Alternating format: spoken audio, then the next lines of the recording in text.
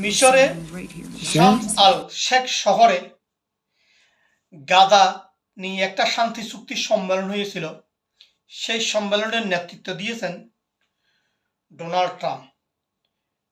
20টা দেশের রাষ্ট্রপ্রধানরা সেই সম্মেলনে যোগ দিয়েছেন।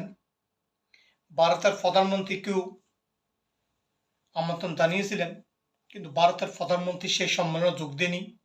সেই কৃতিত্বটা ট্রাম্পকে দেননি তিনি। ফলে তিনি একজন নরেন্দ্র মোদীর পক্ষ থেকে ভারত থেকে একজন প্রতিমন্ত্রী পাঠিয়েছেন এবং বিশ্বের বিভিন্ন দেশের রাষ্ট্রনেতারা সেখানে বক্তব্য দিয়েছেন, তাদের মত তুলে ধরেছেন এবং এক পর্যায়ে যখন পাকিস্তানের প্রধানমন্ত্রী শেহবাজ শরীফ বক্তব্য দেন, তিনি শুধু ট্রাম্পের বন্দনাই করে গেলেন নোবেল প্রাইজের জন্য। ফলে পিছনে থাকা ইতালির প্রধানমন্ত্রী জর্জিয়া মেলোনি এই শাহবাজ শরীফের বক্তব্য শুনে ট্রাম্পের বন্দনা করতে করতে সেই চুপ হয়ে মুখে এভাবে আঙুল দিয়ে সে হাসছে জর্জিয়া মেলোনি। আর ট্রাম্পকে তো একটু হাওয়া দিলে তো ট্রাম্প আরো উপরে উঠে যায়, তার সাথে আরো বেশি কর্মবর্ধন করে। কারণ ওই যে পাকিস্তান তেল মারার কারণ আছে ওইখানে। আবার ট্রাম্পকে এমনভাবে তেল মারছে কারণ সামনে লোনের প্রয়োজন আছে। তো ওই যে ভারত হামলা করে এয়ারপোর্ট ধ্বংস করে দিছে, জঙ্গি ঘাঁটি টাটি আজারে বাড়ি টাড়ি উড়ে দিছে, এগুলো ঠিকঠাক করতে হবে। তো তাই একটু হাওয়া টাওয়া দিলে ট্রাম্পকে, ট্রাম্প একটু লোনটা একটু স্যাংশন করে দিবে, তার বন্দনাই ছিল। কিন্তু ওইদিকে পিছনে মেলোনি হাসছে। ট্রাম্প তার স্বঘোষিত তিনি নাকি 7টা যুদ্ধ বন্ধ করেছেন, গাজার যুদ্ধ সহ 8টা যুদ্ধ। তাহলে এই সম্মেলনে 20টা রাষ্ট্রপ্রধানদের আমন্ত্রণ জানানো বা যোগ দেওয়ার অর্থ হলো 2026 সালে যাতে ট্রাম্প দেখাতে পারে বিশ্বকে যে আমি 8টা যুদ্ধ বন্ধ করেছি, তাকে নোবেল প্রাইজ দিতে হবে। কারণ এই বছর যখন ট্রাম্প নোবেল প্রাইজ পায়নি, 2026 সালে যে সমস্ত বিশ্ব নেতারা এখন মিশর শাম আল শেখ শহরে গাজা শান্তি সম্মেলনে যোগ দিয়েছে, তখন তারা বলবে হ্যাঁ ট্রাম্পকে নোবেল প্রাইজ দিতে হবে, যেটা তেলবাজি করেছে শাহবাজ শরীফ ট্রাম্পের বন্দনা করে করে। এবং এই শান্তি চুক্তি সম্মেলনটা একটা নাট্যমঞ্চ করে ফেলেছে। সেখানে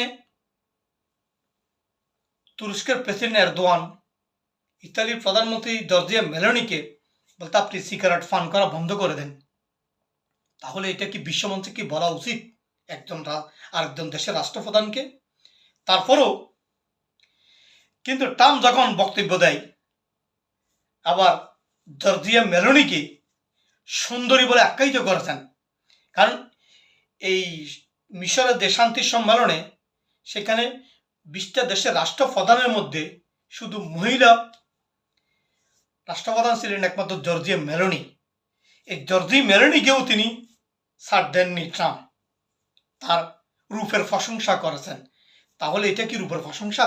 তারপরও মেলোনি ধৈর্যের পরিচয় দিয়েছেন, সে ট্রাম্পের বক্তব্যকে হাসি মুখে উড়িয়ে দিয়েছেন। অথচ এটা কিন্তু ট্রাম্প সেখানে বলার যোগ্য নয় বিশ্ব মঞ্চে। এদিকে মোদি ট্রাম্পের কৃতিত্ব তাকে দেননি, কারণ মোদিকে নিমন্ত্রণ করলেও কিন্তু মোদি জানতনি, বরং তার পররাষ্ট্রমন্ত্রী বা প্রতিরক্ষা মন্ত্রী কাউকে পাঠাননি উচ্চপদ দিয়ে, একদম সর্বনিম্নের একজন প্রতিমন্ত্রীকে পাঠিয়েছেন। কিন্তু ট্রাম্প যে এই শান্তি চুক্তি দাবি করছে এবং সেটা যাতে কৃতিত্ব, অর্থাৎ এই সম্মেলনের পুরো কৃতিত্ব যাতে ট্রাম্প দাবিদার হয়ে থাকে, সেইটির জন্য এটা আয়োজন। ফলে এটা কিন্তু নরেন্দ্র মোদী দেননি। এবং নওয়াজ শরীফ যখন বক্তব্য দিচ্ছেন, তিনি সিক্স ফায়ার করেছেন, ভারত পাকিস্তান যুদ্ধ বন্ধ করেছেন, সেটা কিন্তু ভারত স্বীকার করেনি। ভারত কিন্তু এই কৃতিত্ব ট্রাম্পকে দিচ্ছেন না, কিন্তু শাহবাজ শরীফ দিচ্ছে। এবং আগামীতে 2026 সালে যদি আবার নোবেল প্রাইজ ঘোষণা করে, সেখানে আজকে যে সম্মেলনে 20টা দেশের নেতারা আছে, হয়তো তারা সুপারিশ করবে সেই কৃতিত্বটাই নেওয়ার জন্য ট্রাম্পের এই বিশাল আয়োজন।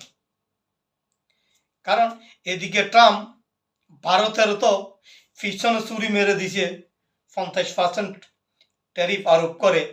আবার এদিকে ভেটো পাওয়ার জন্য যুক্তরাষ্ট্র ভেটো ক্ষমতা দিয়ে ভারতকে উড়িয়ে দিয়েছে, ভারতকে ভেটো পাওয়ার দেয়নি। এতে করে ভারতও তো ক্ষুব্ধ। ফলে উপরে উপরে, ভিতরে ক্ষুব্ধ হলেও কিন্তু সেটা উপরে উপরে দেখাননি, কিন্তু কৃতিত্বতা দেয়নি। এই যে দুই পাগলা শাহবাজ শরীফ এবং ট্রাম্প, তারা এই পুরো সম্মেলনটাকে একটা হাস্যরসে বিভিন্ন কথাবার্তার মধ্য দিয়ে বানিয়ে ফেলেছে। আদৌ শান্তি চুক্তি হয়েছে এটা কিন্তু একটা ঠিক ভালো উদ্যোগ ট্রাম্পের।